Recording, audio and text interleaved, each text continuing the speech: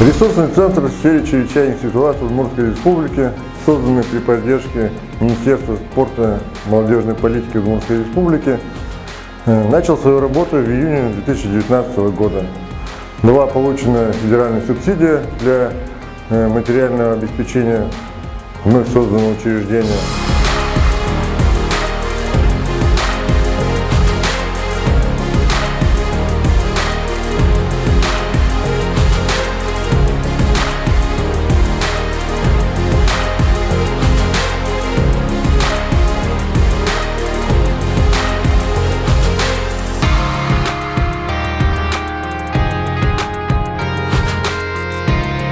Ресурсный центр создан на территории республики в первую очередь для того, чтобы обеспечить подготовку волонтеров, спасателей, общественников для работ по предназначению, то есть для участия в работах по ликвидации последствий чрезвычайных ситуаций и поиску людей и других происшествий, которые на территории республики случаются.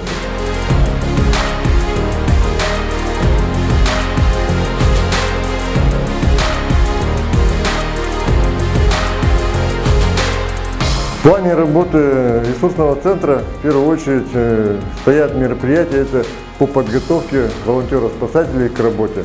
Будут набираться группы из числа студентов, зарегистрированных как волонтеры, из числа отрядов, существующих на территории Удмуртской Республики. В первую очередь это отряды Всероссийского студенческого корпуса спасателей, которые уже начиная с прошлого года начали подготовку на базе ресурсного центра.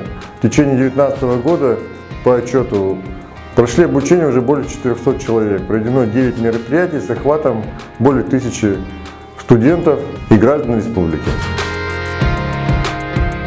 Ресурсный центр уже участвовал в таких мероприятиях, как подготовка, а также проведение мероприятий на территории республики, такие как различные полевые выходы студентов с отработкой навыков выживания в различных климатических условиях, в том числе зимних и летних, отработкой работ по поиску пострадавших в лесном массиве, по подготовке команд к участию в различных всероссийских форумах, таких как «Вектор спасения» или «Мы, будущее МЧС России», которые проходили в городе Москве и в городе Екатеринбурге.